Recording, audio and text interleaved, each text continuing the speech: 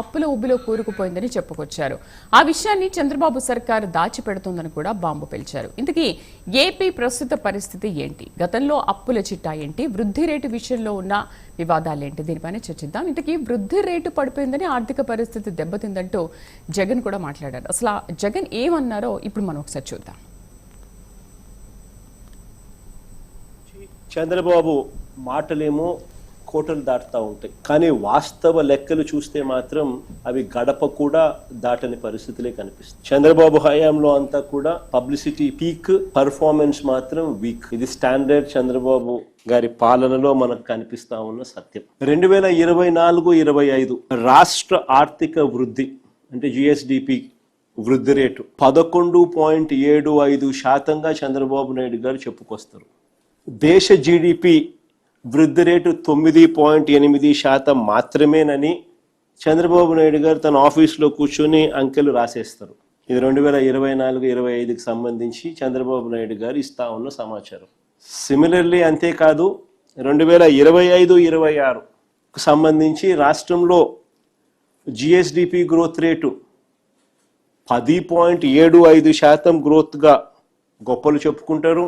ఈ 25-26లో దేశ GDP growth rate 8%, కానీ రాష్ట్రంలో 10.75% నమోదైంది అని చెప్పి చంద్రబాబు నాయుడు గారు తన డబ్బాను తానే మోయించడం మొదలు పెడతాడు.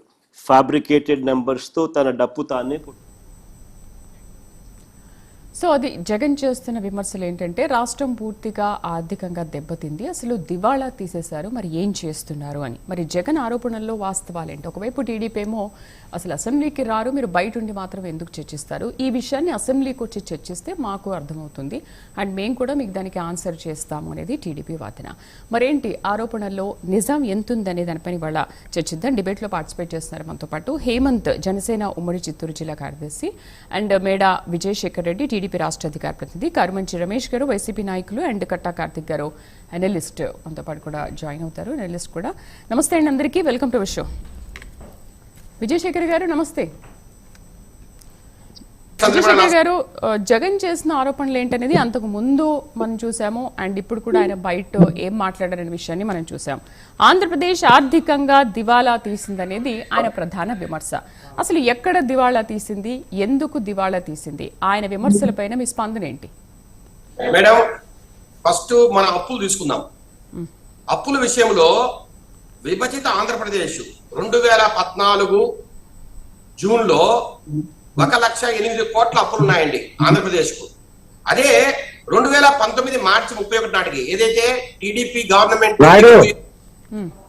2.57 lakh crores అయిందండి. అది 1.08 నుంచి 2.57 lakh crore అయిందండి. అట్లాగే 2024 మార్చికి అంటే జగన్ మోహన్ రెడ్డి దిగిపోయే నాటికి స్టేట్ డైరెక్ట్ డెబిట్ వచ్చి 5.19 lakh crores అయిందండి. అంటే ఆల్మోస్ట్ 2,60,000 కోట్లు పెరిగిందండి స్టేట్ డైరెక్ట్ డెబిట్. రెండవది పబ్లిక్ సెక్టార్ అండర్టేకింగ్స్ ద్వారా జగన్మోహన్ రెడ్డి ప్రభుత్వం తెచ్చిన అప్పు 1,58,000 కోట్లండి. అట్లాగే పబ్లిక్ సెక్టార్ అండర్టేకింగ్ నుంచి గవర్నమెంట్ గ్యారంటీస్ ఇవ్వకుండా తెచ్చిన అప్పు 91,000 కోట్లండి. మొత్తం కలిపితే 5,11,000 కోట్లు వైసీపీ గవర్నమెంట్ అప్పు చేసిందండి 2019 మార్చి నుంచి 2024 వరకు. అయితే దీంతో పాటు బిల్స్ పెండింగ్ లో ఉన్న బిల్స్ 1,30,000 కోట్లండి. ఇట్లా ఏదైతే గవర్నమెంట్ ఇంకా ఏజెన్సీస్ కావచ్చు, కాంట్రాక్టర్లకు కావచ్చు చెల్లించాల్సిన రకరకాల అప్పులు, రకరకాల బిల్స్ పెండింగ్ చాలా ఉందండి. ఇదంతా విజయశేఖర్ గారు 1 minute నేను అడ్డొస్తున్నాను మీకు. విజయశేఖర్ గారు ఓకే, ఇప్పుడు ఇన్ని అప్పులు అయ్యాయి జగన్ పాలనలో అంటున్నారు. మీరు అప్పులు దేనికి ఎంత అయిందనే విషయాన్ని ఇప్పటి వరకు ప్రజలకు వెల్లడించారా, ప్రజల ముందు పెట్టారా?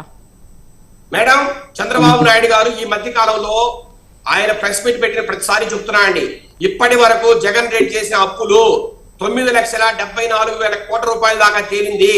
అంటే అప్పు అంటే అప్పే కాదండి, స్టేట్ గవర్నమెంట్ తెచ్చిన అప్పులు కావచ్చు, లేదంటే కార్పొరేషన్ అప్పులు కావచ్చు, అట్లాగే వీళ్ళు చెల్లించాల్సిన పేమెంట్స్ కూడా అంటే కాంట్రాక్టర్లు కావచ్చు, ఏజెన్సీస్ కావచ్చు, లక్షల కోట్ల ఉందండి. ఇదంతా కూడా ఇప్పుడున్న గవర్నమెంట్ పే చేసుకుంటూ వస్తుంది. అయితే ఈ మధ్య కాలంలో అంటే 2-3 రోజుల క్రితము పయ్యావుల కేశవ్ గారు కూడా అసెంబ్లీలో క్లియర్ కట్ గా చెప్పారండి. ఇప్పుడు ఈ లెక్కలు నేను ఏదైతే చెప్తున్నానో ఇప్పుడు పయ్యావుల కేశవ్ గారు చెప్పిన మాట్లాడండి ఇవన్నీ కూడా. అయితే ఈ సంవత్సరం జనవరికి స్టేట్ డైరెక్ట్ డెబిట్ వచ్చి 6,35,000 కోట్లు అండి. అంటే 1,20,000 కోట్లు స్టేట్ ఈ రోజు డైరెక్ట్ గా అప్పు చేసింది ఈ 1.5 సంవత్సర కాలంలో. అట్లాగే 50,000 కోట్లు పబ్లిక్ సెక్టార్ అండర్టేకింగ్స్ ద్వారా అప్పులు చేశాం. అంటే ఈ గవర్నమెంట్ వచ్చిన తర్వాత 1,70,000 కోట్లు అప్పులు చేశామండి. అయితే ఈ 1,70,000 కోట్లలో 1,00,000 కోట్లు ఓన్లీ వాళ్ళు చేసిన అప్పులను రీపేమెంట్ చేయడానికి, వాళ్ళు చేసిన అప్పుల మీద వడ్డీలు కట్టడానికే సరిపోయిందండి. కేవలం 70,000 కోట్ల రూపాయలు మాత్రమే పథకాలకు కావచ్చు, అభివృద్ధి మీద ఈ ప్రభుత్వం ఖర్చు చేసింది. ఇవి వాస్తవాలండి. రెండో మాట, ఆయన అంటున్నాడు కదా జిఎస్డిపి తగ్గిపోయింది, జిఎస్డిపి వృద్ధి రేటు రావట్లేదు అంటారు కదండి. వాస్తవాలు చెప్తున్నా 2023-24లో జిఎస్డిపి వచ్చి, అంటే జిఎస్డిపి అంటే తెలుసు అండి, గ్రాస్ స్టేట్ డొమెస్టిక్ ప్రోడక్ట్. అంటే ఈ ఆంధ్రప్రదేశ్ లో మనం చేసిన అభివృద్ధి కావచ్చు, లేదంటే సర్వీసెస్ కావచ్చు, ఏదైతే ఉందో దానికి మానిటరీ వాల్యూ అంటారు దానికి. అయితే దాన్ని 14,39,000 కోట్లుగా ఉందండి 23-24లో.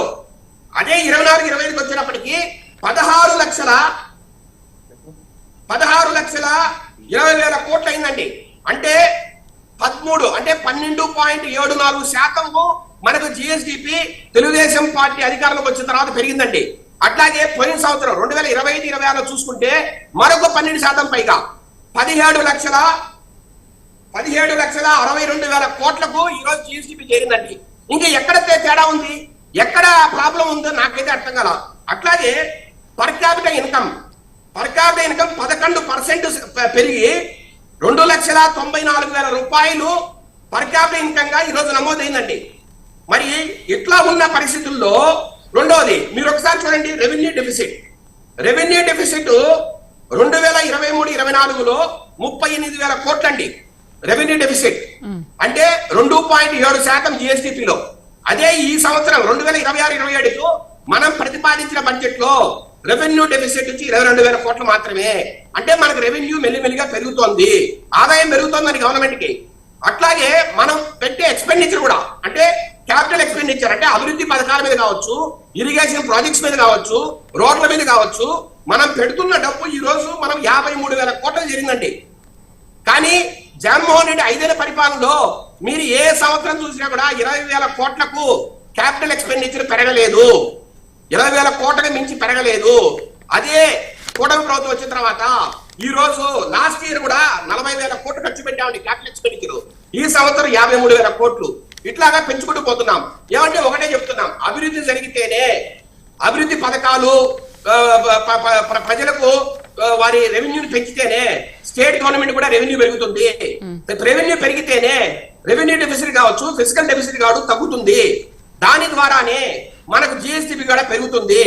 దాన్నే మనం గుడ్ ఎకనామికల్ గ్రోత్ అంటాము.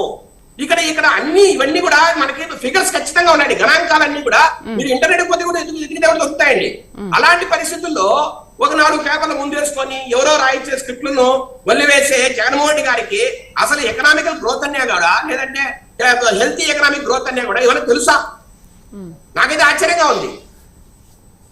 రైట్, రమేష్ గారు నమస్తే. నమస్తే మేడం గారు. రమేష్ గారు, విజయశేఖర్ గారు గణాంకాలతో కొన్ని లెక్కలైతే వివరించారు. ఓకే, ప్రతి ప్రెస్ మీట్ లో కూడా చంద్రబాబు నాయుడు ప్రజలకు అవి వెల్లడిస్తున్నారు అని కూడా చెప్పారు. మనం వెల్లడిస్తున్నారని అడిగిన దానికి సో ఏంటి మరి 5 ఏళ్ల పాలనలో రాష్ట్రం ఎందుకు అప్పుల పాలైంది? అంతగా అప్పుల పాలు ఎందుకైంది?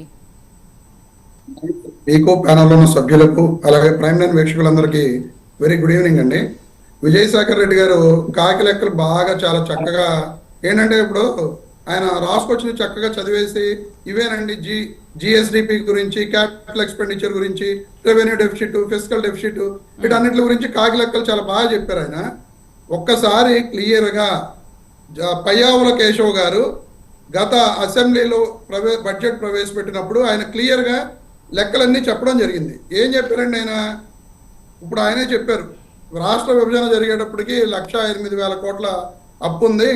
ఆ తర్వాత చంద్రబాబు నాయుడు గారు అప్పుడు ఆయన దిగిపోయేటప్పటికి 2,57,000 కోట్లు. జగన్మోహన్ రెడ్డి గారు అప్పటికి 5,14,000 కోట్లు అయిపోయింది అని చెప్పి ఆయన చెప్తున్నారు. ఇప్పుడు ఆ 1,08,000 కోట్లు 2,57,000 కోట్లు జగన్మోహన్ రెడ్డి గారికి సంబంధం లేదు కదండి.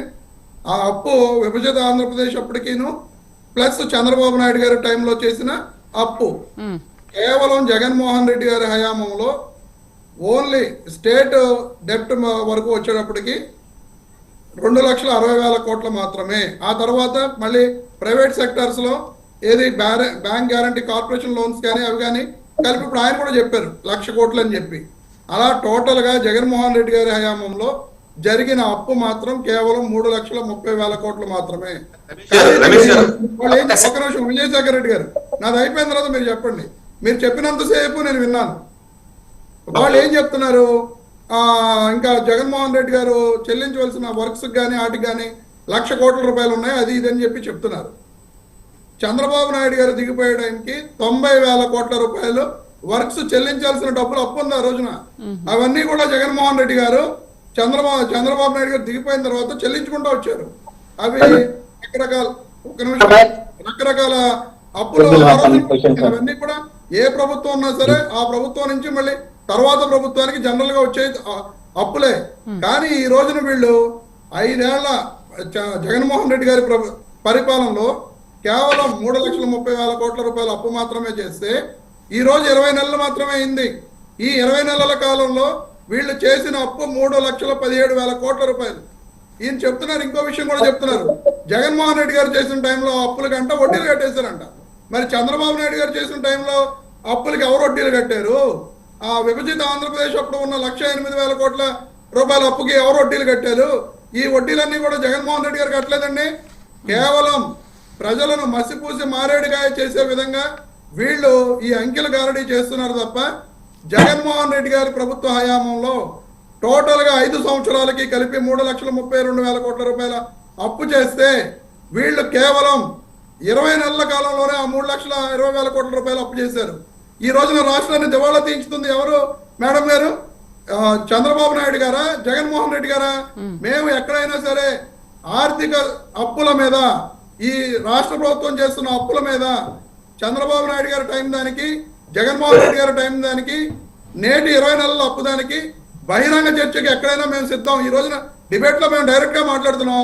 డైరెక్ట్ గా మీకు లెక్కలతో ఆయనే కాదు లెక్కలు చెప్పడం, అన్ని లెక్కలు మనం చెప్పొచ్చు. వీళ్ళు ఏం చెప్తున్నారు, స్టేట్ డెప్ట్ అనే దానికి మళ్ళీ ఉన్న ఆ పబ్లిక్ కార్పొరేషన్ వాళ్ళ హయాంలో కూడా 90,000 కోట్ల రూపాయలు వాళ్ళ హయాంలో కూడా చేశారు. ఏది పబ్లిక్. ఈ రోజున చంద్రబాబు నాయుడు గారు, జగన్మోహన్ రెడ్డి గారు 10 ఏళ్ల పాటు మద్యం అమ్మేశారు, దాని మీద కార్పొరేషన్ లోన్స్ తెచ్చేశారని చెప్పారు. ఈ రోజున వీళ్ళు మద్యం దాని మీద వీళ్ళు తీసుకురాలేదండి, సుమారు 9,000 కోట్ల రూపాయలు తీసుకొచ్చారు. అలాగే స్టేట్ ఎక్స్చెక్కర్ మీద ఎప్పుడు చరిత్రలో జరగని విధంగా డైరెక్ట్ గా డబ్బులు తీసేసుకునే విధానాన్ని, ఎవరి దగ్గర అయితే అప్పు తెచ్చారో అదే డబ్బులు తీసేసుకునే విధాన్ని డైరెక్ట్ గా వీళ్ళు ప్రవేశపెట్టి మైనింగ్ కార్పొరేషన్ ద్వారా సుమారు 5,000 కోట్ల 6,000 కోట్ల రూపాయల అప్పులు తీసుకొస్తే దానికి డైరెక్ట్ గా కట్టుకేసుకునే విధంగా వీళ్ళు స్టేట్ ట్రెజరీని కూడా వాళ్ళకి అప్పచెప్పేసింది ఈ కూటమి ప్రభుత్వం, ఈ చంద్రబాబు నాయుడు గారి ప్రభుత్వం. వీళ్ళు ఈ రోజున మేము దివాళా తీయించాం, ఈ రాష్ట్రాన్ని దివాళా తీయించామని మాట్లాడుతూ అనేది చాలా హాస్యాస్పదం. ఎంత దారుణంగా వీళ్ళు అబద్ధాలు ఆడుతున్నారంటే, నిండు అసెంబ్లీలో కూడా అబద్ధాలు చెప్తున్నారంటే 9.74 లక్షల కోట్ల రూపాయలు అప్పు అని చెప్పి, అసలు ఈ రాష్ట్ర ప్రభుత్వం టోటల్ గా ఉన్న అప్పే 9.74 రమేష్ గారు నిండు అసెంబ్లీలో అబద్ధాలు ఆడుతున్నారని మాట్లాడుతున్నారు. మీరు అదేదో బయట నుంచి వీక్షించి ఇలా మాట్లాడే బదులు మీరు నిజంగా అసెంబ్లీకి వెళ్ళి వాళ్ళతో కొట్లాడొచ్చు కదా, వాళ్ళతో డైరెక్ట్ గా మాట్లాడొచ్చు కదా. మీరెందుకు ఈ మీడియాలో మాట్లాడుతూ, ప్రెస్ మీట్ లో మాట్లాడుతూ వీళ్ళు ఇంత చేశారు అంత చేశారని మాట్లాడే కంటే, ప్రతిసారి కూడా ఈ 2 ఏళ్ల నుంచి కూడా మిమ్మల్ని అడుగుతుంది అదే, మీరు అసెంబ్లీకి రండి మాట్లాడండి అని. ప్రజా సమస్యలను నివేదించుకోవడానికి అదొక వేదిక కదా, మీరు ఎందుకు రారు? రమేష్ గారు, మనం ఈ విషయాన్ని ప్రతి డిబేట్ లో మనం మాట్లాడుకుంటూనే ఉంటాం. నేను మీకు దానికి సమాధానం చెప్తున్నా. మండలిలో ఈ రోజున మాకు మెజారిటీ సభ్యులు ఉన్నారు. 3 రోజులుగా కల్తీ లడ్డూ మీద మనం చర్చించాలని చెప్పి వాయిదా తీర్మానం ఇస్తుంటే ఈ ప్రభుత్వం పారిపోతుంది. 3 రోజులుగా బుల్డోజ్ చేస్తూ, కానీ నేను నిజంగా వీళ్ళు తప్పులేనప్పుడు మేము చర్చకు సిద్ధం అని చెప్పి మండలిలో చర్చ చేయాలి కదా. ఈ మెజారిటీ ఉన్న మండలిలోనే మా నోరు నొక్కుతున్నారు. ఇంకా 11 మంది ఉన్న సభ్యుల అసెంబ్లీలో వాళ్ళు మాకు టైం ఇస్తారు, మేము మాట్లాడతాము అని అంటే ఇది జరిగేదేనా? ఈ రాష్ట్ర ప్రజలందరూ చూస్తున్నారు. ఖచ్చితంగా ఈ రోజున మండలిలో మెజారిటీ సభ్యులు ఉన్నా సరే మాకు అవకాశం ఇవ్వకుండా వీళ్ళు ఎలా బుల్డోజ్ చేసుకుంటా తొక్కుకుంటా వెళ్తున్నారో అదే విధంగా అసెంబ్లీలో కూడా చేస్తారు అనేది అందరికీ తెలిసిన విషయమే. సో అసెంబ్లీకి మొట్టమొదటి నుంచి జగన్మోహన్ రెడ్డి గారు చెప్తున్నారు, ఒక ప్రెస్ మీట్ పెడితే దాంట్లో మాట్లాడటానికే 1.5-2 గంటల సమయం తీసుకుంటుంది ఈ రాష్ట్ర ప్రభుత్వం చేస్తున్న దుర్మార్గాల మీద. మరి వాళ్ళ అసెంబ్లీకి వెళ్తే జగన్మోహన్ రెడ్డి గారు అంత టైం వాళ్ళు ఎవరప్పుడు ఈ రాష్ట్ర ప్రజలకు ఎలా చెప్తారండి? అక్కడ ఏమని చెప్పి ఆయన మాట్లాడటం జరుగుతుందండి. సో ప్రతిపక్ష నాయకుడు హోదా ఇస్తే ఇవ్వమనండి. నిజంగా వాళ్ళకి ఇబ్బంది లేకపోతే, మమ్మల్ని జగన్మోహన్ రెడ్డి గారు అసెంబ్లీలో పెట్టి నిలదీస్తారనే భయం లేకపోతే ఆ ప్రతిపక్ష హోదా ఇవ్వమనండి. జగన్మోహన్ రెడ్డి గారు అసెంబ్లీకి రాకపోతే అప్పుడు ఈ విషయాలన్నీ మాట్లాడమనండి. మీరు ముందొచ్చి మాట్లాడవచ్చు కదా అసెంబ్లీకి. కాదండి, మండల్లో మేము మాట్లాడుతున్నాం కదండి, అక్కడే సమాధానం చెప్పండి. మండలిలో మాట్లాడితే దానికి ఆన్సర్ చేస్తారా? రెండు చోట్ల అటెండ్ అవ్వచ్చు కదా, ఏమవుతుంది? మండలి అనేది కాదంటారా? మండలి అనేది అసెంబ్లీలో పార్ట్ కాదంటారా? రైట్. హేమంత్ గారితో మాట్లాడినాం. ఏమంటారు హేమంత్ గారు? ఓకే, మండలికి వస్తున్నాము, మేము అటెండ్ అవుతున్నాము, మాట్లాడుతున్నాము. మీరు ఎందుకు చర్చను చేపట్టట్లేదు? ఎందుకు పారిపోతుంది ప్రభుత్వం? ఎందుకు సమాధానం ఇవ్వట్లేదు అనేది రమేష్ గారి క్వశ్చన్. ఓకే, ఇప్పుడు అసెంబ్లీకి రాకపోయినా మండలికి వస్తున్నాం కదా అనేది వాళ్ళ క్వశ్చన్.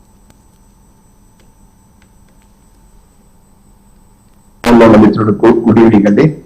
నాకు కాసేపు నవ్వుకుంటా వచ్చి ఫస్ట్ మీ గురించి చెప్పాలి. యాక్చువల్గా శ్రీదేవి గారు, మేము అడగాల్సిన క్వశ్చన్ మీరే అడిగేశారు. మీరు అడగాల్సింది అసెంబ్లీకి వచ్చి అడగచ్చు కదా అనేసి సరే మీరే అడిగారు. ఎందుకంటే మీకే చూసి చూసి చూసి బోరు కొట్టింది వీళ్ళు చేసే మాటలు. ఇంకొకటి మండలి గురించి మాట్లాడారండి. గతంలో 2014లో వీళ్ళు మండలిలో వీక్ గా ఉన్నారని ఆ రోజు అసలు పెద్దల సభ అవసరమే లేదు మనకు అనేసరి దాన్ని వ్యతిరేకించిన వ్యక్తి అప్పుడు ముఖ్యమంత్రిగా ఉన్న జగన్మోహన్ రెడ్డి గారు కాదా? ఈ రోజు వీళ్ళకి మండలిలో బలం ఉందనే సరే మేము మండలిలో మాట్లాడుతున్నాము, వీళ్ళు మాట్లాడుతుంటే మేము రేపు పారిపోతున్నామంట. ఏమన్నా మాట్లాడడానికి కూడా దెయ్యాలు వేదాలు వల్లించడం అంటే ఇదే. అబద్ధాలకి care of address YCP party. ఎందుకంటే నేను చెప్తానంటే ఈ రోజు మీరు ఏదైతే ప్రశ్నించారో అసెంబ్లీ నుంచి, ఏదైతే మీరు ఎమ్మెల్యేగా ఉన్నారో జీతాలు అయితే మాత్రం ప్రభుత్వం నుంచి జీతాలు తీసుకోవచ్చు. అసెంబ్లీకి వచ్చి ప్రజల తరపున ప్రశ్నించడానికి మీకు నోరు రాదు. వీళ్ళని చూసి భయపడాలంట. ఇప్పుడు ఈయన రమేష్ గారు అడిగారు, ఏమడిగారంటే మాకు అపోజిషన్ హోదా ఇవ్వండి. అపోజిషన్ హోదా ఎవరు ఇవ్వాలా? దాని గురించి మనకు గతంలో క్లారిటీ ఇచ్చిన వ్యక్తి ఎవరు? జగన్మోహన్ రెడ్డి గారు. అన్నా మీరు మాట్లాడేటప్పుడు నేను మాట్లాడలేదు.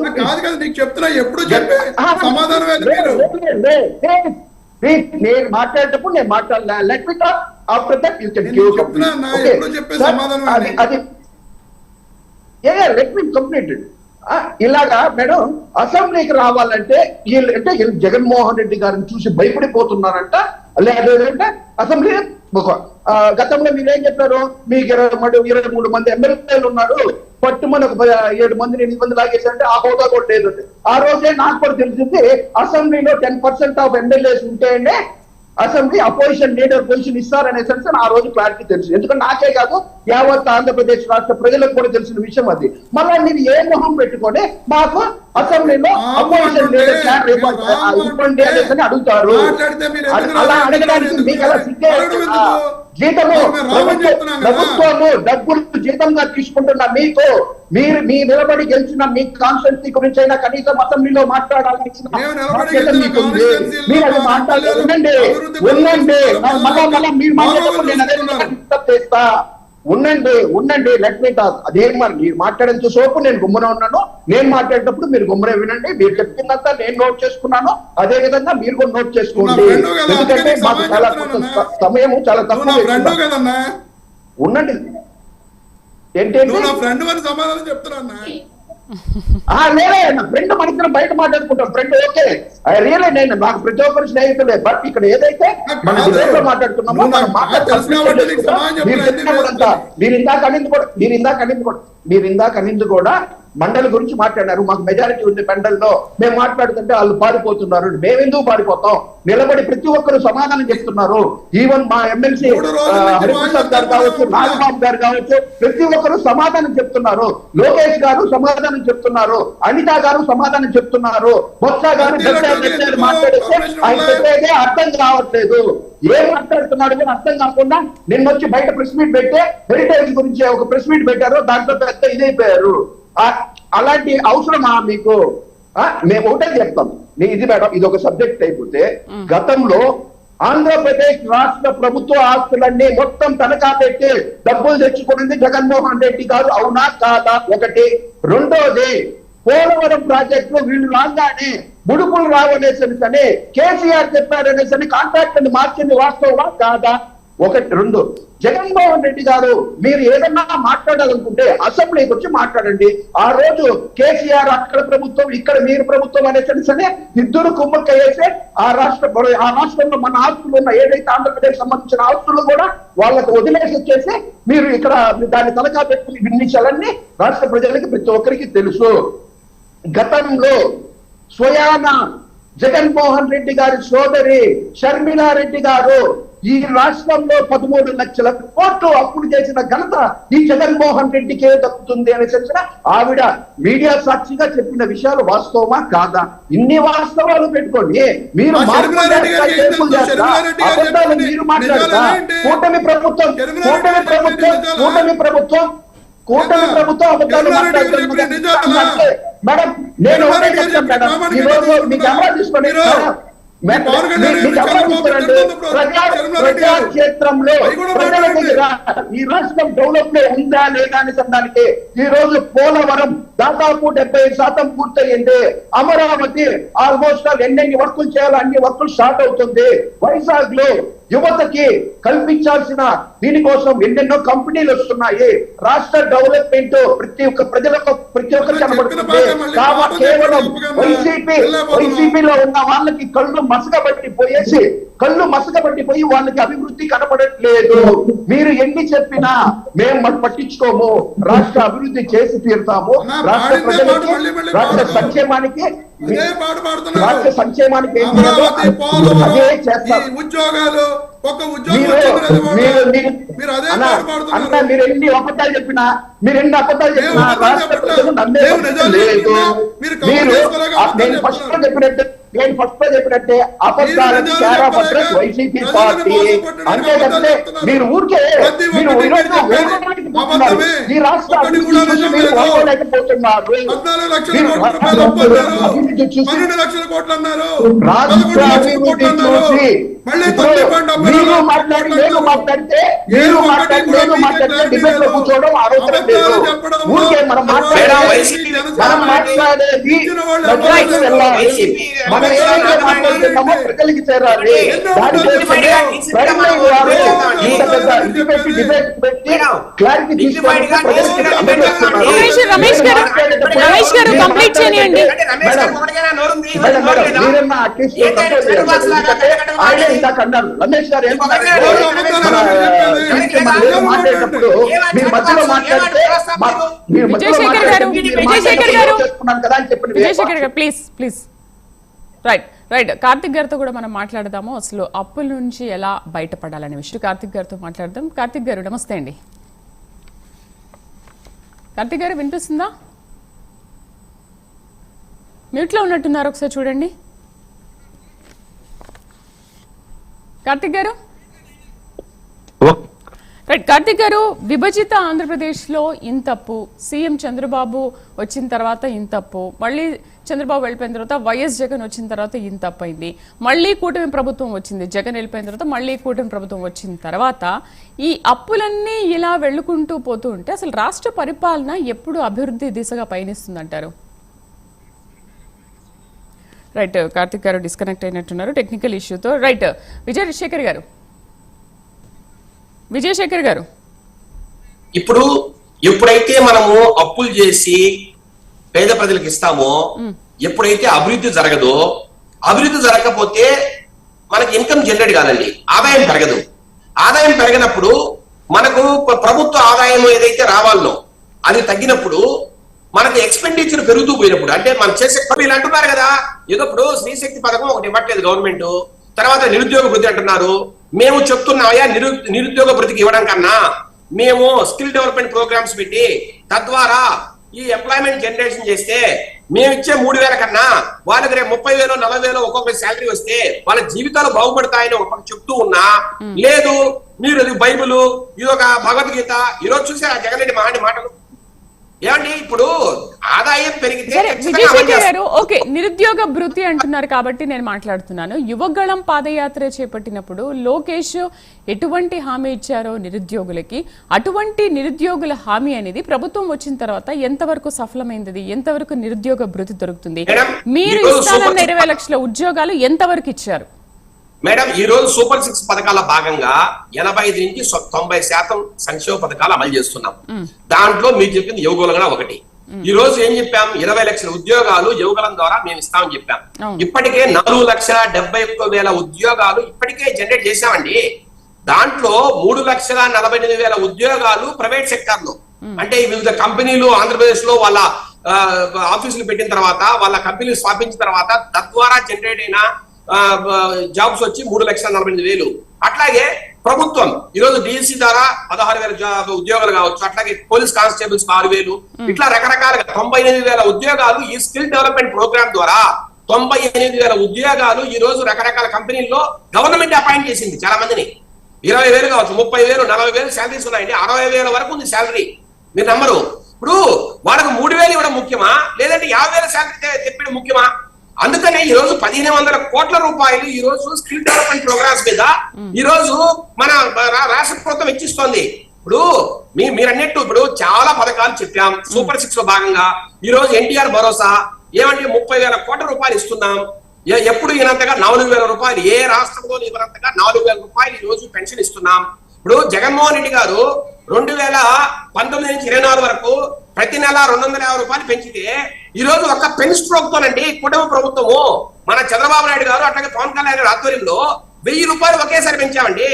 అట్లాగే అరియర్స్ 3 నెలల అరియర్స్ కూడా కలిపి 7,000 రూపాయలు వచ్చిన నెలే ఇచ్చామండి.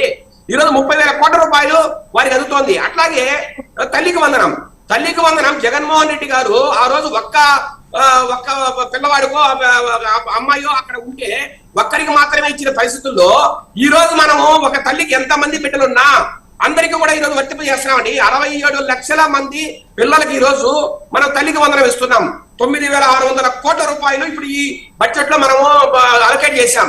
ఇట్లా దీపం పథకం కావచ్చు, ఫ్రీ బస్ కావచ్చు, ఎన్నో చేశాం. ఇప్పుడు ఒకటి వీళ్ళు అంటున్నారు స్త్రీశక్తి పథకం ద్వారా ఆడబిడ్డలకు మీరు 1,500 రూపాయలు ఇవ్వాలనేది. ఏమండి, మేము దానికి కూడా కట్టుబడి ఉన్నాం. మన రాష్ట్ర ప్రభుత్వం అది కూడా అమలు చేస్తుంది. కొంత ఇప్పుడున్న ఇబ్బందులు కావచ్చు, ఇప్పుడు అప్పులు కావచ్చు, కేంద్ర ప్రభుత్వం ద్వారా కావచ్చు, అట్లాగే రకరకాల ఎకనామిక్ సర్వే ద్వారా మనకి ఇప్పటికే చాలా వార్నింగ్స్ వచ్చాయండి. ఆంధ్రప్రదేశ్ ప్రభుత్వానికి చాలా సార్లు వార్నింగ్స్ ఇచ్చారు. అయ్యా, మీ డెబిట్ టు జిఎస్డిపి రేషియో పెరుగుతోంది, 36% అయింది. ఈశాన్య రాష్ట్రాల తర్వాత మీరే అత్యంత దరిద్రమైన పరిస్థితుల్లో ఉన్నారని వాళ్ళు ఒక పక్క చెప్తూ ఉంటే మనం ఇంకా అప్పులు తెచ్చి మనం ఇంకా ప్రజలకు ఇస్తూ పోతే దీనికి అంతం ఉందా? ఇప్పుడు చాలా మంది చెప్తున్నారు ఈరోజు శ్రీలంక అవుతోంది ఆంధ్రప్రదేశ్ అని. అది వాస్తవం కాదా? నేనేమంటున్నానంటే ఇప్పుడు ఏదైతే మనం ముందుకు పోతున్నామో 53,000 కోట్ల రూపాయలు ఈ రోజు మన అభివృద్ధి మీద ఖర్చు పెడుతున్నాం. రకరకాలుగా ఈ రోజు ప్రైవేట్ కంపెనీలు మనం తెస్తున్నాం. మీరు గమనించండి, ఇప్పుడు బ్యాంక్ ఆఫ్ బరోడా రిపోర్ట్ ప్రకారము గత సంవత్సరం 2025లో మన భారతదేశానికి వచ్చిన ఇన్వెస్ట్మెంట్స్ లో 25% మన ఆంధ్రప్రదేశ్ కే వస్తున్నాయి. ఇప్పుడు అవన్నీ సాకారం అయ్యాయి అనుకోండి, దాని ద్వారా మనకి డబ్బులు జనరేట్ అవుతాయండి. ఇప్పుడు కంపెనీలు వచ్చినప్పుడు జాబ్స్ వస్తాయి, కన్స్ట్రక్షన్ వస్తుంది, కన్స్ట్రక్షన్ లో జాబ్స్ వస్తాయి. కంపెనీలు మొదలైన తర్వాత మళ్ళా సాఫ్ట్వేర్ జాబ్స్ లేకపోతే క్వాంటమ్ కంప్యూటింగ్ జాబ్స్ అవన్నీ వస్తాయి. వచ్చినప్పుడు వాళ్ళకి ఒక 50,000 1,00,000 రూపాయల శాలరీస్ వచ్చినప్పుడు దాంట్లో మళ్ళా మనకు ఇన్కమ్ వస్తుంది గవర్నమెంట్ కి. రకాల జిఎస్టీ కావచ్చు, లేదంటే ఇన్కమ్ ట్యాక్స్ కావచ్చు, రకరకాల ద్వారా మనకి డబ్బు వస్తుంది. ఇట్లా మనకు పెరిగిన తర్వాత సంవత్సరమో 2 సంవత్సరాల్లోనూ ఆడబిడ్డ నిధి కూడా ఇచ్చే విషయాన్ని కూడా రాష్ట్ర ప్రభుత్వం పరిశీలిస్తుంది. సూపర్ 6 పథకాల భాగంగా వాటన్నిటి కూడా మేము కట్టుబడి ఉన్నాం. రైట్, నమస్తే కార్తిక్ గారు. నమస్కారం అండి. కార్తిక్ గారు, అంచనా వేసిన ఆదాయం వాస్తవంగా వచ్చిన ఆదాయం మధ్య తేడా ఉందని అని అంటున్నారు. అయితే అసలు ఆంధ్రప్రదేశ్ రాష్ట్ర అప్పుల వాస్తవ స్థితి ఏమిటి, అండ్ ఎఫ్ఆర్బిఎం పరిమితులు ఎంతవరకు దాటాయంటారు? ఆంధ్రప్రదేశ్ విభజిత ఆంధ్రప్రదేశ్ని చూసుకుంటే మళ్ళీ కూటమి ప్రభుత్వం వచ్చిందాకా ఎంతవరకు అప్పులయ్యాయి? అసలు అంతకుముందు చేసిన అప్పులు ఈ ప్రభుత్వానికి సంబంధం ఉంటుందా ఉండదా? నిజానికి ప్రభుత్వం అనేది కంటిన్యూస్ ప్రాసెస్ కదండి. ఆ ప్రభుత్వం ఈ ప్రభుత్వం ఏముంది, ప్రభుత్వం అనేది ఒకటే, ఆంధ్రప్రదేశ్ ప్రభుత్వం. పాలకులు మారుతాయి కానీ పాలించే వాళ్ళు మారుతారు కానీ ప్రభుత్వాలు మారు. ప్రభుత్వం ఎప్పుడు ఆంధ్రప్రదేశ్ ప్రభుత్వం, ఎవరు అప్పు చేసినా అది ఆంధ్రప్రదేశ్ ప్రభుత్వ అప్పు కిందకే తర్వాత వస్తుంది. వచ్చిన ప్రభుత్వం ఇక్కడ దాని మాట్లాడు- బాధ్యతగా తీసుకోవాలి, భరించాలి కదా.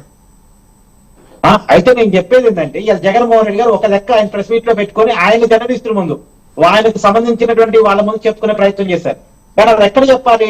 రాష్ట్ర అసెంబ్లీలో చెప్పాలి. చెప్పినప్పుడు కూటమి నాయకులు వాళ్ళే చెప్తారు, జనం చూస్తారు. ఇది తప్ప వేరే ఏంది మాట చర్చ ఏమీ జరిగినప్పుడు ఇప్పుడు కూటమి నాయకులు అసెంబ్లీలో చెప్పేటప్పుడు వైసీపీ వాళ్ళు ఉండరు, అసెంబ్లీలో జగన్మోహన్ రెడ్డి ప్రెస్ మీట్ లో చెప్పేటప్పుడు కూటమి వాళ్ళు ఉండరు, సమాధానం కూటమి వాళ్ళు ఉండరు. అప్పుడు ఎవరు చెప్పినా వన్ సైడ్ గా చెప్పడం అనేది జరిగిపోద్ది. కానీ ఇద్దరి మధ్య డిబేట్ జరిగినప్పుడు ప్రజలు తెచ్చుకుంటారు. ఇందాకేదో రమేష్ అని చెప్పాడు, అంటే అసెంబ్లీలో మమ్మల్ని మాట్లాడేవారంటే మాట్లాడేప్పుడు అది కూడా చూస్తారు జనం. జనం గుర్తు పెట్టుకొస్తే కదా. ఇప్పుడు మండలిలో మమ్మల్ని మాట్లాడినట్లేదు అని చెప్పేసి ఏదో రమేష్ అని చెప్పారు కదా, అది జనం చూస్తున్నారు కదా. సరే మాట్లాడిస్తున్నారా, మాట్లాడినట్లేదా, ఎవరు బాగా మాట్లాడుతున్నారు జనం చూస్తున్నారు కదా. రండి అసెంబ్లీకి, మాట్లాడినవరని మీకు నెగిటివ్ సెంట్ ఏంటి? ఇప్పుడు ప్రైవేట్ డిబేట్ వచ్చేసి మాట్లాడిస్తారా, ముందుకు వస్తానా, వచ్చిన తర్వాత నన్ను మాట్లాడిస్తారో లేదో తెలుసుకుంటారో చూసుకుంటారు. అంతేగాని ముందు అసెంబ్లీ కాకుండా పైగా ప్రతిపక్ష హోదా అంటారు. ప్రతిపక్ష హోదా ఎవరు ఇవ్వాలండి? 2014లో జగన్మోహన్ రెడ్డి గారు ప్రతిపక్ష నాయకుడు. ఎవరిచ్చారు ఆ హోదాని? 67 సీట్లు ఇచ్చిన ప్రజలు ఇచ్చారు. ఆనాడు స్పీకర్ గారు కోడి సుబ్రహ్మణ్యరావు గారు వేసిన భిక్షం కాదని, ఏదో ఇంకెవరు వేసిన భిక్షం కాదని 67 సీట్లు రావడం వల్ల ఆటోమేటిక్ గా వచ్చింది.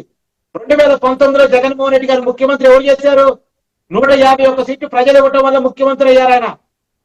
అంతేకాని గవర్నర్ గారు భిక్షేగా, టెక్నికల్ గా గవర్నర్ గారు ప్రమాణ స్వీకారం చేపించారు అంతే. అంతే తప్ప ఒక పదవిని, ఒక హోదాని ప్రజాస్వామ్యంలో గవర్నర్ గారు, స్పీకర్ గారు ప్రభుత్వం ఇవ్వదు, ప్రజలే ఇస్తారు. 2014లో ప్రతిపక్ష హోదాని ఇచ్చినటువంటి జనం, 2019లో ముఖ్యమంత్రి చేసిన జనం, 2024లో జగన్మోహన్ రెడ్డి గారు ముఖ్యమంత్రిగా పనికిరారు, ప్రతిపక్ష నాయకుడిగా పనికిరారు పనిష్మెంట్ ఇచ్చిన తర్వాత ఆ పనిష్మెంట్ నాకు కుదరదు, మీరు ఒప్పుకోరు అని చెప్పేసి అసెంబ్లీకి రావడం మానేసేటండి. ప్రజలు అధికారం వచ్చినప్పుడు అనుభవించాలి. అసెంబ్లీకి రావటం బాధ్యత. రాజీనామా చేయండి. ఎందుకు? ఎమ్మెల్యే స్టిక్కర్ కావాలి, ఎమ్మెల్యే జీతం కావాలి, ఎమ్మెల్యే అలవెన్స్ కావాలి, ఎమ్మెల్యేగా గన్మెన్ కావాలి, ఎమ్మెల్యే ప్రోటోకాల్ కావాలి. కానీ మేము అసెంబ్లీకి రాము, ప్రెస్ మీట్ పెట్టుకుని వన్ సైడ్ గా మాట్లాడుకుంటామంటే మీకు ఎందుకు? వెళ్ళిపోయాడు చంద్రబాబు నాయుడు పాదయాత్ర పేరు చెప్పి బయటికి. అప్పుడు MLA sticker, MLA gunmen, MLA ఖర్చులు అవన్నీ చంద్రబాబు నాయుడు ఎందుకు జగన్మోహన్ రెడ్డి గారు తీసుకోకూడదు కదా, మానేయాలి కదా. ఎందుకు తీసుకున్నప్పుడు నేను 24 నెలల్లో తీసుకోవాలని చెప్పి చెప్పొచ్చు కదా. టీడీపీ వాళ్ళు వచ్చారు, అప్పటికి టీడీపీ వాళ్ళు వచ్చారు. చంద్రబాబు నాయుడు గురించి అడుగుతుంటే టీడీపీ వాళ్ళ గురించి చెప్తారు ఎందుకు? చంద్రబాబు నాయుడు జీతాలు ఎందుకు తీసుకున్నాడు? చంద్రబాబు నాయుడు జీతాలు ఎందుకు తీసుకున్నాడు? అసెంబ్లీకి రానప్పుడు చంద్రబాబు నాయుడు గారు జీతాలు ఎందుకు తీసుకున్నాడు? అసెంబ్లీకి రానప్పుడు రమేష్ గారు ఒక నిమిషం. కార్తిక్ గారు, రమేష్ గారు, నేను ప్రభుత్వానికి ఏమీ సపోర్ట్ గా మాట్లాడట్లేదు. ఒక నిమిషం కార్తిక్ గారు 1 minute. వేరే వాళ్ళు మాట్లాడుతున్నప్పుడు ఇంటర్వ్యూ కాదు అనేటువంటి గౌరవం ఉండేది. 1 minute. అంటే ఇప్పుడు ఆయన అన్నారు కదా జీతం తీసుకున్నారు, కార్తిక్ గారు సరే ఒక్కసారి మీరు ఆ సంఘటన మీరు మళ్ళీ ఒకసారి చెప్పండి. ఎందుకు చంద్రబాబు నాయుడు జీతం తీసుకుంటున్నారు అని అంటే ఏ సంఘటన పరంగా ఆయన జీతం తీసుకున్నారో, అసలు అసెంబ్లీకి వచ్చారా లేదా మీరు చెప్పండి. పోనీ చంద్రబాబు నాయుడు గారు రాలేదండి. ఏ సందర్భంలో ఆయన బయటికి వెళ్ళిపోయారు ప్రజలందరూ తెలుసు కదా. లేదా ఎమ్మెల్యేగా రాజీనామా చేయమనండి. జీతం ఎందుకు తీసుకున్నాడు చంద్రబాబు నాయుడు గారు? ఆ రోజు చంద్రబాబు నాయుడు కుటుంబ పరంగా అవమానిస్తే ఎందుకు తీసుకుంటున్నాడు వస్తా అని చెప్పారు, మాట నిలబెట్టుకున్నారు. మీ నాయకుడు అలా కాదు కదా, ముందే భయపడుతున్నాడు కదా. కూడా మేమంతే. మళ్ళీ మేము ముఖ్యమంత్రి అయిన తర్వాత అసెంబ్లీకి వస్తాం. జగన్మోహన్ రెడ్డి గారు జీతం తీసుకోవట్లే, మీ చంద్రబాబు నాయుడు తీసుకున్నట్టు. సరే కార్తిక్ గారు, జగన్మోహన్ రెడ్డి గారు జీతం తీసుకోవట్లేదు, మీ చంద్రబాబు నాయుడు మిగతా 10 మంది ఎమ్మెల్యేలు జీతాలు తీసుకోవట్లేదా, అలవెన్సులు తీసుకోవట్లేదా? దాని మీద తీసుకోవట్లేదా? అవునండి, వాళ్ళు కూడా ఎవరు రావంటారు, రావు అంతే. మీరు చెప్తున్నారు కదా ఒక అనలిస్ట్ గా, మీరు చెప్పండి చంద్రబాబు నాయుడుకి. అన్ని రకాల హోదాలు అనుభవిస్తున్నారు. హోదా కావాలి, జీతం కావాలి, కానీ బాధ్యత చంద్రబాబు నాయుడు గారు Z plus security, NSG security అనుభవించారు. ఆంధ్రప్రదేశ్ లో చెప్పండి అన్న. రాజకీయాలకు అతీతంగా కొన్ని మాట్లాడుకోవాలి. గవర్నమెంట్ రమేష్ అన్న, రాజకీయాలకు అతీతంగా మాట్లాడుకోవాలి. ప్రశ్నకు సమాధానం కూడా ఒక అనలిస్ట్ గా నిజాయితీగా మాట్లాడండి. ఒక అనలిస్ట్ గా నిజాయితీగా మాట్లాడితే నేను నిజాయితీగా మాట్లాడతా. వీళ్ళు ఎందుకు రావట్లేదు, వీళ్ళు జీతాలు తీసుకుంటున్నారు. చంద్రబాబు నాయుడు గారు ఎందుకు తీసుకున్నాడు? ఆయన తీసుకోకూడదు కదా. నైతిక విలువలు చంద్రబాబు నాయుడు ఆయన జీతం తీసుకోకూడదు. జగన్మోహన్ రెడ్డి గారు ఉన్నాయి కాబట్టి జగన్మోహన్ రెడ్డి గారు తీసుకోవట్లేదు. అసెంబ్లీకి రావట్లా, అసెంబ్లీకి రావట్లా. మీరు చేస్తుంటే అసెంబ్లీకి రాకపోతే అడుగుతున్న ప్రశ్నలకు సమాధానం చెప్పడానికి అంటే అబద్ధాలు చెప్పకూడదు కదా. నిజాలు మాట్లాడుతూ నేర్చుకోండి. నిజాలు మీరు మాట్లాడితే అందరూ నిజం మాట్లాడతారు. నిజాలు మాట్లాడుతూ నేర్చుకోండి. 14 లక్షల కోట్ల అప్పని చెప్పి అబద్ధం చెప్పాడు చంద్రబాబు నాయుడు. ఎందుకు చెప్పాడు? 14 లక్షల కోట్ల అప్పని చెప్పి ఎందుకు అబద్ధం చెప్పాడు చంద్రబాబు నాయుడు? అది అబద్ధం చెప్పడం కదా, అది అబద్ధం చెప్పడం కదా. 14 లక్షల కోట్ల అప్పని ఎలా చెప్పాడు, ఎందుకు చెప్పాడు? అబద్ధాలు చెప్పి ఈరోజు అధికారంలోకి వచ్చారు, పరిపాలిస్తున్నారు. నిజాలు మాట్లాడండి, నిజాలు చెప్పడం నేర్చుకోండి. ఒక అనలిస్ట్ గా మీరైనా నిజాలు మాట్లాడండి. కాదు, ఒక అనలిస్ట్ గానే అడుగుతున్నాను, ఒక అనలిస్ట్ గా బాధ్యతను అడుగుతున్నాను. లోక్సభలో 2014లో కాంగ్రెస్ పార్టీకి ప్రతిపక్ష హోదా రాలేదండి, కానీ వాళ్ళు ఎదిగారు లోక్సభకి. దేశంలో రాహుల్ గాంధీతో సహా మిగతా కాంగ్రెస్ ఎంపీలు లోక్సభకి వెళ్ళారు. ఇప్పుడు మేము రాకపోతే మీకెందుకండి, మీకు చెప్పండి. ప్రతిపక్ష హోదా రాము అని చెప్పి మేము రాము అని చెప్పాం.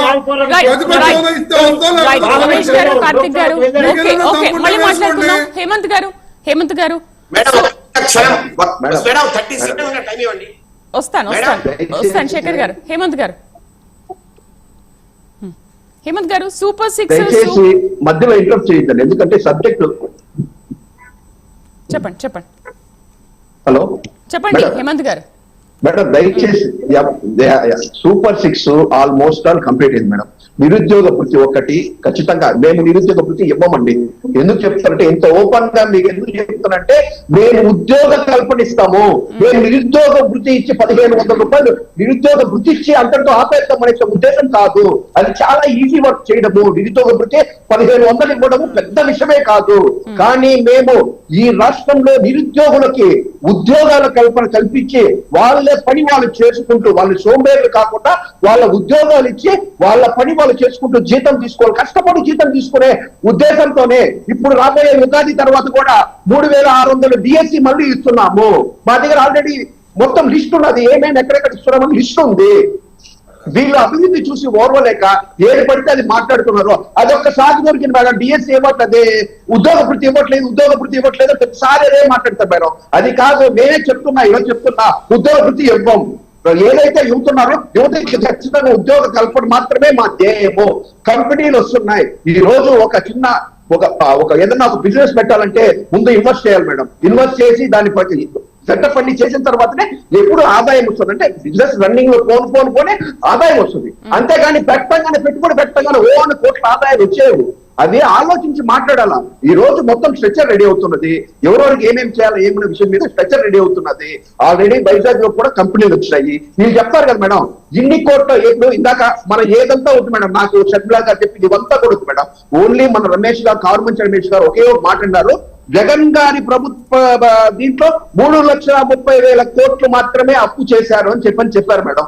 అప్పు చేశారు, ఎక్కడ అభివృద్ధి చేశారు అని చూపించామని మేడం. గతంలో ఎన్నో కంపెనీలు ఈ రాష్ట్రాన్ని వదిలి పారిపోయిన సంగతులు చాలా వరకు ఉన్నాయి. నేను ఎన్నో సార్లు మన టీవీ డిబేట్ లోనే చెప్పాను చాలా సార్లు, ఈ రాష్ట్రం నుంచి ఎన్నో కంపెనీలు వెళ్ళిపోయాయి. వీళ్ళు చేసిన అప్పు ఎవరికి ఇచ్చారు? తెచ్చిన అప్పులంతా ఎక్కడ తెచ్చారు?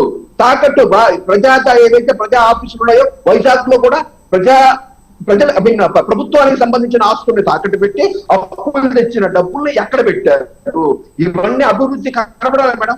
ఈ రోజు ప్రజలను అడగండి, లేదంటే ఎవరినన్నా అడగండి, ఆయన మనస్సాక్షిని అడగమని చెప్పండి మేడం. రమేష్ గారు ఇంకేదో డిబేట్ లో మాట్లాడాలి కదా, వాళ్ళ మీద దుమ్మెత్తి పోయాలా అనేసి వాళ్ళకు వచ్చిన ఇన్స్ట్రక్షన్స్ ప్రకారం మాట్లాడుతున్నారు తప్పితే నిజానిగా చెప్పాలంటే ఈ రోజు రాష్ట్రం ఎంతో డెవలప్మెంట్ లో ఉంది, కంటికి కనపడుతుంది, బాగా రోడ్లు డెవలప్ అవుతున్నాయి. పవన్ కళ్యాణ్ గారు తీసుకున్న శాఖలో విలేజ్ రూరల్ డెవలప్మెంట్ కావచ్చు, అటవీ శాఖ కావచ్చు, గతంలో అటవీ శాఖ నుంచి ఎన్ని లోట్లు చెక్కలు పక్క రాష్ట్రాలకు పారిపోతున్నాయో చాలా వరకు అందరికీ తెలుసు. ఈ రోజు ఎక్కడ అవినీతి అన్యాయం అనేది జరగకుండా రాష్ట్ర ప్రజలకి జరగాల్సిన మేలు ప్రతి ఒక్కరు, ముఖ్యమంత్రి గారు కావచ్చు, డిప్యూటీ ముఖ్యమంత్రి కావచ్చు, అదే విధంగా లోకేష్ గారు కావచ్చు, ప్రతి ఒక్కరు రాష్ట్ర ముఖ్యమంత్రి గారి నుంచి కార్యకర్త వరకు రాష్ట్ర అభివృద్ధి కోసం పింఛన్లు ఇచ్చేటప్పుడు కూడా ప్రతి ఒక్కరు కార్యవర్గం పోయేసి ఎవరో పింఛన్లు ఇవ్వాలని సరే ప్రతి ఒక్కరు 1వ తారీఖు, ఒకవేళ 1వ తారీఖు ఆదివారం వస్తుందంటే 31వ తారీఖు శనివారం రోజే పింఛన్లు ఇస్తున్నారు. ఇవన్నీ అభివృద్ధి కాదా? మీ కంటికి కనబడట్లేదా? ఎందుకు మీరు మనస్సాక్షితో మాట్లాడండి. ఇలా లేనిపోయిన అబద్ధాలు మాట్లాడే దాని వల్ల మీరు ఏం మెసేజ్ ఇవ్వాలనుకుంటారు రాష్ట్ర ప్రజలకి? ఒకవేళ మీరు ఏదైనా రాష్ట్ర ప్రజలకి మెసేజ్ ఇవ్వాలనుకున్నా అది అబద్ధమని తేటతెల్లం అయిపోతుంది. ఎందుకంటే రాష్ట్ర ప్రజలకి కన్ను విందులుగా కనబడుతుంది. మీరు ఊరికే ఎందుకు అనవసరమైన మాటలు మాట్లాడి జగన్మోహన్ రెడ్డి గారికి ప్రత్యేకంగా దండం పెట్టి అడుగుతున్నా, అయ్యా అసెంబ్లీకి రండి, రాష్ట్ర ప్రజల మీద చర్చించండి, ఏ సమస్యల మీద చర్చించండి. కేసీఆర్ గారు మాత్రం రాష్ట్రం ఇప్పుడు ఎలా దివాళిస్తుందో ఒకసారి కేసీఆర్ గారు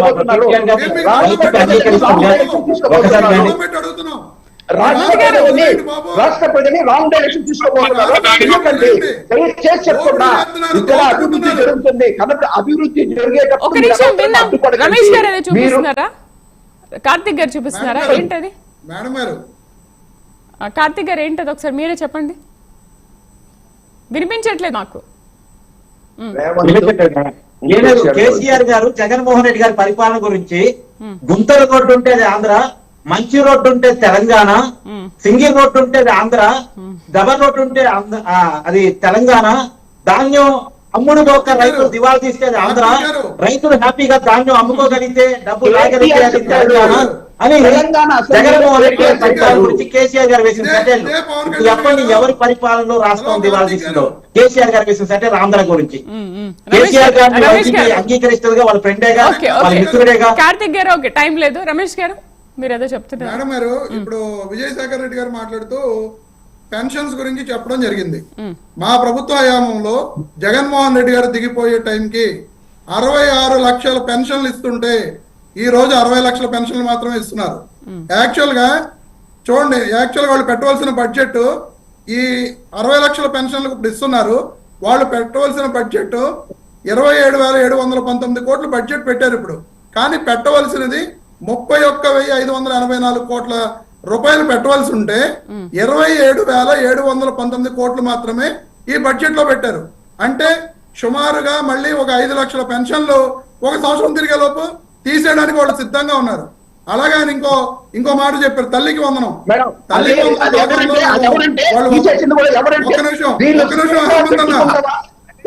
వందనం పథకంలో మళ్ళీ మేము 15,000 చెప్పారు. వాళ్ళు యుఐడిఎస్సి డేటా ప్రకారం 20 లక్షల మంది పిల్లలకు 20 లక్షల మంది పిల్లలకు వీళ్ళు చేసిస్తున్నారు. 20 లక్షల మంది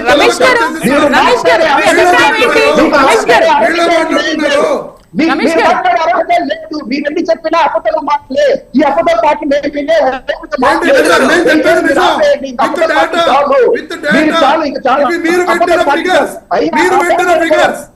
మీరు బడ్జెట్ లో ఉన్నాయి, బడ్జెట్ లో పెట్టిన డబ్బులేవి ఇన్ని అబద్ధాలా, మరి పచ్చి అబద్ధాలా? నిజాలు మాట్లాడతారు అనుకున్నా, కనీసం బుర్రకు లేదు.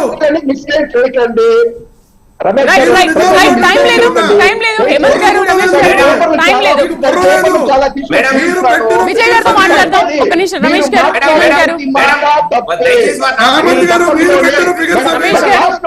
గారు హేమంత్ గారు ప్లీజ్ మాట్లాడుతున్నా, ఆయన ఆగమనండి. ఒక నిమిషం. విజయ్ గారు ఏంటి మీరు మీ డేటా నేను అది అవ్వలేదు, నన్ను చెప్పనివ్వండి. దయచేసి వినండి. టైం మీరు లేదు. ఆరోపణ చేశారు, దయచేసి మాట్లాడుతున్నా వినండి. సరే, మీ డేటా మీరు చూపించారు కదా, చెప్పాలి కదా. మీ డేటా మీరు చూపించారు, వాళ్ళ డేటా వాళ్ళు కూడా చూపించారు. ఏమండి? 6 లక్షల పెన్షన్లు వీళ్ళు కోస్తారు. రైట్ అండి రమేష్ గారు, విందాం. పెట్టిన మీరు చెప్పారు, మీ మాట. పెన్షన్స్ ఇవ్వడానికి 31,584 కోట్లు పెట్టవలసి ఉంటే వీళ్ళు పెట్టింది 27,719 కోట్లు. అంటే మళ్ళీ ఒక 5 లక్షల పెన్షన్ కోసేయడానికి కూడా సిద్ధంగా ఉన్నారు. వీళ్ళు ఈ రకంగా పెన్షన్ కోసేస్తున్నారు. తల్లికి 20 లక్షల మంది విద్యార్థులు కోసారు. అన్నదాత సుఖీభావ కౌలు రైతులు కోసారు. ఉచిత బస్సు పథకంలో 16 రకాల బస్సులు 5 రకాల బస్సులు నిరుద్యోగ వృత్తి ఎత్తేసారు. 50 ఇస్తామని చెప్పి ఆ పథకం ఎత్తేసారు. వీళ్ళు ఇంకా చేస్తున్నారంటే నిజాలు అబద్ధాలుగా నేనే ఇందాక ఛాలెంజ్ చేసి చెప్పాను, నిరుద్యోగ వృత్తి ఇవ్వమని. నేను ఛాలెంజ్ చేసి చెప్తున్నా, 6 లక్షల పెన్షన్లు ఈ ప్రభుత్వం కట్ చేసిందా లేదా, మళ్ళీ 5 లక్షల పెన్షన్లు కట్ చేయడానికి సిద్ధంగా ఉందా లేదా, నేను ఛాలెంజ్ చేసి చెప్తున్నా. ఆన్సర్ చెప్తానండి. విజయశేఖర్ గారు కంక్లూడ్ చేద్దాం. రమేష్ గారికి స్పష్టమైన ఆన్సర్ 5 ఉన్నాయి, నేను చెప్పనివ్వండి. ఒకటి, రమేష్ గారు ఏమంటున్నారు, ఫస్ట్ మాకు ప్రతిపక్ష హోదా లేదు అంటున్నారు. ఏమండి, ఇది అయ్యన్న పాత్ర గారు లేకపోతే చంద్రబాబు నాయుడు గారు చేసిన కాదండి. ఇప్పుడు 1952లో అప్పుడున్న ఫస్ట్ పార్లమెంట్ స్పీకరు మవలంకర్ గారు 10% కోరం ఉంటేనే, అంటే 10% స్ట్రెంగ్త్ ఉంటేనే మొత్తం పార్లమెంటులో వారికి ప్రతిపక్ష హోదా ఇవ్వాలని అక్కడ డిసైడ్ చేశారండి. అంటే 545 సీట్లు మనకి పార్లమెంట్ ఉన్నాయనుకోండి, 55 ఎంపీలు వస్తే పార్లమెంట్ లో ప్రతిపక్ష హోదా. అట్లాగే ఇక్కడ 170 సీట్లు ఉన్నాయండి. అంటే 18 సీట్లు కానీ వైసీపీ గెలిచింటే వాళ్ళకు పార్లమెంట్ హోదా వస్తా, ప్రతిపక్ష హోదా వస్తుందండి. ఇప్పుడు గెలిచిన 11 సీట్లకు ప్రతిపక్ష హోదా ఎక్కడి నుంచి తేవాలి? ఏమంటే ఇది ఆంధ్రప్రదేశ్ లో అయ్యన్న పాత్ర చూసిన డెసిషన్ కాదండి.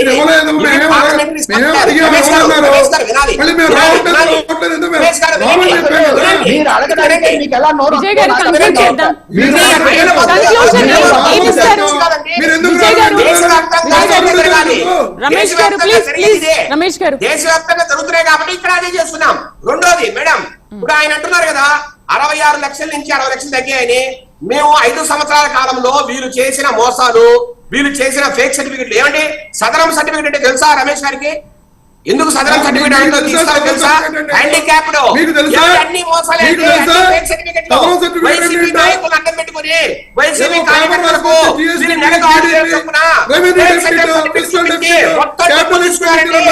అవన్నీ ఇప్పుడు బయటపడుతున్నాయి.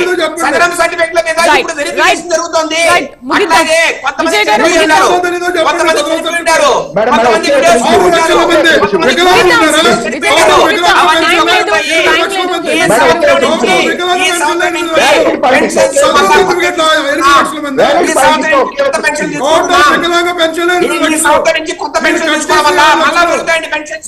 ఏమంటే ఈ రోజు బడ్జెట్ అలొకేషన్ మనకున్న ఆధారాలు బట్టి 27,000 కోట్ల సంథింగ్ పెట్టాం.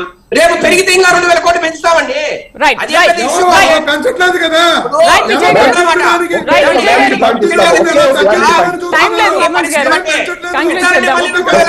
రైట్ డిబేట్ లో పార్టిసిపేట్ చేసినందుకు హేమంత్ గారికి, మేడా విజయశేఖర్ గారికి, కార్మెంట్ రమేష్ గారికి, కట్టా కార్తిక్ గారికి థ్యాంక్ యూ. ఇవాళ ప్రైమ్ డిబేట్, రేపు ప్రైమ్ డిబేట్ లో మళ్ళీ కలుద్దాం. నమస్తే.